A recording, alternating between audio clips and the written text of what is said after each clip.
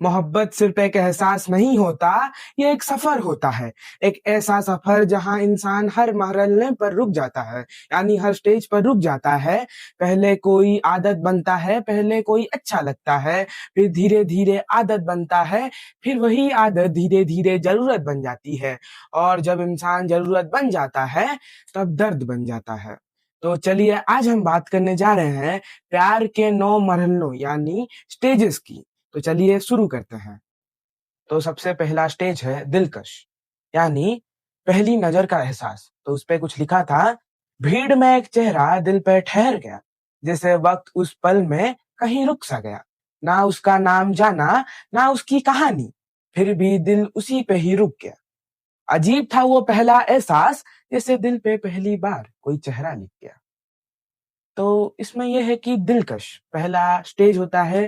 प्यार का लव का पहला स्टेज होता है, जिसमें एक इंसान को आप देखते हो, एक इंसान से आप रूबरू करते हो, उसका नाम नहीं जानते हो, उसको पहचानते नहीं हो, उसको बस आप देखे हो, उसको आप बस देखे हो, और आपको लगता है यही प्यार है।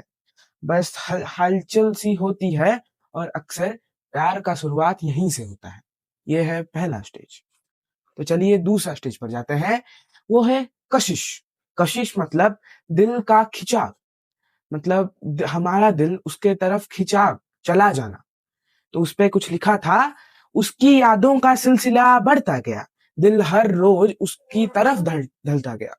उसकी यादों का सिलसिला बढ़ता गया, दिल हर रोज उसकी तरफ ढलता गया। ना समझ आए ये कैसा रिश्ता था, ना समझ आए ये कैसा रिश्ता था, जो बिना नाम के गहरा होता गया। उसकी एक झलक की चाहत में, उसकी एक झलक की चाहत में दिल अपना चैन उसके आंखों में खो गया। दिल अपना चैन उसके आंखों में खो गया। तो इसका मतलब यह है कि जब कशिश, दिल का खिंचाव जब उसके तरफ होता है, तो कुछ समझ नहीं आता। वो पहली बार था जब मुझे प्रेम का एहसास हुआ था। दिल बार बार उसी के बारे में सोचता है, उसी को पाने के लिए सोचता है, और इंसान जब नहीं पाता है तो वो समझ नहीं पाता है वो क्या करेगा, उसको समझ नहीं आता है वो कौन से स्टेज में है। दिल बार बार उसकी छोटी छोटी हरकतों को ध्यान देने लगता है, उसके आंखें, उसके कान, उसके छोटी छोटी बातों पर नजर डालता रहता है।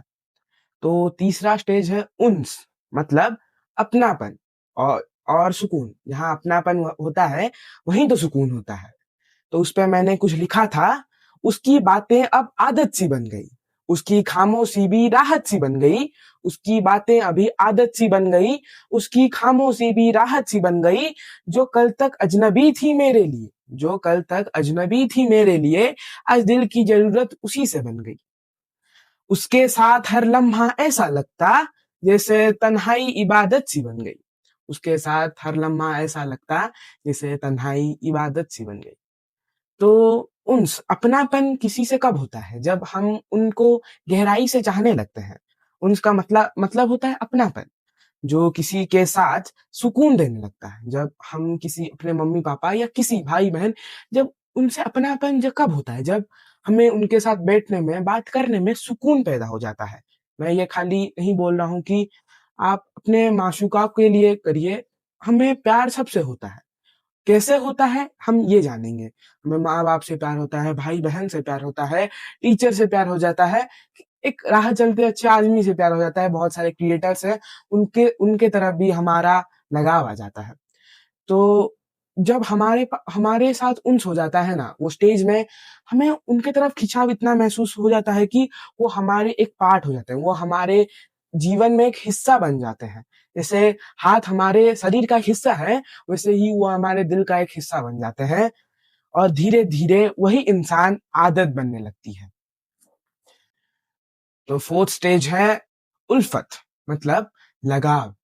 उल्फत यानी लगाव। कितना सुंदर वर्ड है उर्दू में, उल्फत। तो उस पे मैंने कुछ लिखा था, अब उसका दर्द मेरा जख्म लगने लगा, उसका गम दिल पे असर करने लगा, उसकी खुशी में मेरा दिल भरने लगा, उसका आंसू मुझे तोड़ने लगा। कि उसकी खुशी में मेरा दिल भरने लगा, उसका आंसू मुझे तोड़ने लगा। ये रिश्ता सिर्फ रिश्ता ना रहा, ये दिल का दिल से मोहब्बत बनने लगा। ये उल्फत में क्या हो जाता है, हमें एक इंसान से लगाव हो जाता है। हमें इंसान मतलब हम और अलग नहीं होते हैं, हम एक ही इंसान जैसे ट्रीट होते हैं। उसका दर्द मेरा बन जाता है, उसके आँसू मेरे हो जाते हैं, वो जब रोता है, मेरे आँखों से पानी आ जाता है, मैं टूट जाता हूँ। जहाँ उसका दर्द खुद का लगने लगता है और यहीं से मोहब्बत की गहराई बढ़ जाती है। जो डीप लव कहते हैं, यहीं से बढ़ती है। फिर स्टेज आता है अकीदत। ये स्टेज आपने सुना होगा, अकीदत मतलब इज्जत और यकीन। जब आप अपने प्यार को यकीन करने लगते हो, तो उस पे कुछ लिखा था, मोहब्बत में अब इज्जत भी शामिल थी, मोहब्बत में अब इज्जत भी शामिल थी, उसकी हर बात दिल के काबिल थी। मोहब्बत में अभी इज्जत भी शामिल थी, उसके हर बात दिल के काबिल थी। सिर्फ चाहना इरादा नहीं रहा, उसकी कदर करना भी मंजिल थी। सिर्फ चाहना इरादा नहीं रहा, उसकी कदर करना भी मंजिल थी। दिल ने सिर्फ दिल ने सिर्फ उसे चाहा, दिल ने सिर्फ उसे चाहा नहीं, उसकी रूह तक की हिफाजत शामिल थी। तो अकीदत तब हो जाता है जब आप अपने प्रेम को या प्रेमिका को या माशूका को या माशूक को या किसी भी आदमी औरत जहाँ जिसको भी आप प्यार करते हो, उसको आप पूजा करने लगते हो। वो आपके लिए भगवान बन जाता है। जैसे हमें हमें भगवान पर यकीन है, हम भगवान की इज्जत करते हैं, हमें भगवान पर यकीन है, वैसे ही हम प्रेम के लिए हमारे लिए वो भगवान बन जाते हैं। हम अपने माशूका को पूजा करते हैं, वो और सम्मान रिश्ता यहीं से बढ़ जाता है। ना हमें उनसे कुछ प्रॉब्लम होता है, ना कुछ होता है, हम बस उन्हें प्रेम करते हैं। छठा और सबसे इम्पोर्टेंट स्टेज है मोहब्बत। मोहब्बत मतलब सच्चा प्यार। आपको तो पता ही होगा मोहब्बत मतलब सच्चा प्यार। तो उस पे कुछ लिखा था, अब उसके बिना सब अधूरा सा लगता है, हर खुशी का रंग फीका सा लगता है। उसके बिना सब अधूरा सा लगता है, अब खुशी का रंग फीका सा लगता है। दिल ने उसे अपना जहान मान लिया और खुद को उसमें खोने लगा।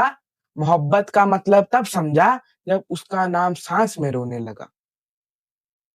मोहब्बत में क्या होता है, इंसान सच्चा प्यार पाने के लिए कुछ भी कर लेता है। मोहब्बत वो जगह है जहाँ इंसान और इंसान नहीं रहता, वो इंसान ज़रूरत बन जाती है। वो इंसान ज़रूरत बन जाता है, उसके बिना अधूरा लगता है, उसके बिना एक इंसान अकेला पाया लगता है, उसके बिना तुम खाली लगते हो, उसके बिना तुम आधा लगते हो। मतलब आप बोल ही नहीं सकते, हर साँस, हर धड़कन में वही चलती है और हर रात जब गुज़रती है, वही याद आती है। 7th स्टेज और दैट इज़ वफ़ा।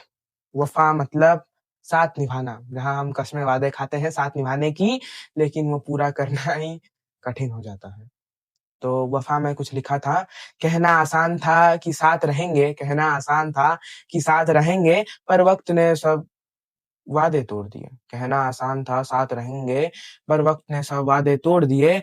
हम वफ़ा में खुद को मिटा दिए और उसने खामोशी में रिश्ते छोड़ दिए। हम वफ़ा में खुद को मिटा दिए और उसने खामोशी में रिश्ते तोड़ दिए। मोहब्बत का असली चेहरा तब दिखा जब अपने ही दिल को तोड़ दिए। मोहब्बत का असली चेहरा तब दिखा जब अपने ही दिल को तोड़ दिए। वफ़ा में हम रिश्ते नाते सब निभाते वादा करते हैं, मोहब्बत में हम करते हैं, लेकिन वफ़ा में नहीं निभा पाते। अपने ही अपनों से दूर हो जाते हैं, अपने ही गद्दारी करने लगते हैं और हर हाल में साथ रहना, ये बोलने वाले कहीं चले जाते हैं। जो बोलते थे कि तू तेरे लिए मैं सब कुछ हूँ, तेरे लिए मैं दुनिया को दुनिया को हरा सकता हूँ, वही सबसे पहले हार जाते हैं। तो इसके बाद स्टेज आता है फिराक, 8वां स्टेज फिराक। जहाँ जुदाई होती है, उस पे कुछ लिखा था, जुदा होकर भी वो दिल में रहा, जुदा होकर भी वो दिल में रहा, हर याद का बोझ साथ रहा, उसके जाने से घर खाली ना हुआ, पर दिल का हर कोना खाली रहा। दूरी ने एक बात सिखा दी, दूरी ने एक बात सिखा दी, जो अपना है वो दूर होकर भी पास रहा। तो फिराक में इंसान टूट जाता है। फिराक में ही सबसे गहरा दर्द होता है। जब आप जिसे अपना भगवान मानते थे, जब आप उसको अपना ही मानते थे, वो आपका एक पार्ट थी, वो जब चली जाती है, वो जब अपने आप से अलग हो जाती है, तो आपको ऐसा लगता है कि आप टूट गए हो, आप मर गए हो, आप जिंदा हो पर आप एक लाश बन गए हो। पर आखिरी स्टेज है इश्क। इश्क है आखिरी स्टेज। यहाँ पर इंसान जुदाई, फिराक होने के बाद भी इंतहा मोहब्बत करता है। बेइंतहा मोहब्बत करता है। इश्क वो है जहाँ तो उस पे कुछ लिखे थे, इश्क वो है जहाँ खुद को भूल जाते हैं, किसी और के लिए जीना सीख जाते हैं और अपने आप दर्द छुपाना सीख जाते हैं। अपने ख्वाब उसका नाम कर देते हैं। इश्क इश्क सिर्फ पाना नहीं होता, कभी खुद को खोना भी होता है। मोहब्बत इश्क मोहब्बत की आखिरी स्टेज होती है, जहाँ प्यार रूह का हिस्सा बन जाता है। अपना प्यार अपना शरीर का एक हिस्सा बन जाता है, जहाँ इंसान खुद से भी ज्यादा किसी और को चाहने लगता है और वही प्यार कभी उसे दर्दनाक जख्म देता है। मोहब्बत में ही जख्म मोहब्बत में ही मिलती है। तो हर कहानी दिलकश से शुरू होती है, पर कहानी इस तक नहीं पहुंचती। हर कहानी दिलकश से शुरू होती है, इस तक पहुंचना बहुत कठिन होता है। कुछ लोग रास्ते में ही बिछड़ जाते हैं और कुछ बिछड़ कर भी दिल में रह जाते हैं। कोई पहुंच नहीं पाता। मोहब्बत का सबसे बड़ा दर्द ये है कि कोई व्यक्ति आपका जो हिस्सा है वही चला जाता है। सबसे बड़ा दर्द ये होता है कि उसके जाने के बाद भी आप उसी के बारे में ही सोचते हो। तो ये मेरा सेकंड वीडियो था। आपको शायद अच्छा लगा होगा। एंड आप सोच रहे हो कहाँ देख रहा हूँ मैं नीचे। So this is where I can see this clip. यहाँ देख देख रहा था क्योंकि मुझे इतना बड़ा स्क्रिप्ट तो याद नहीं है।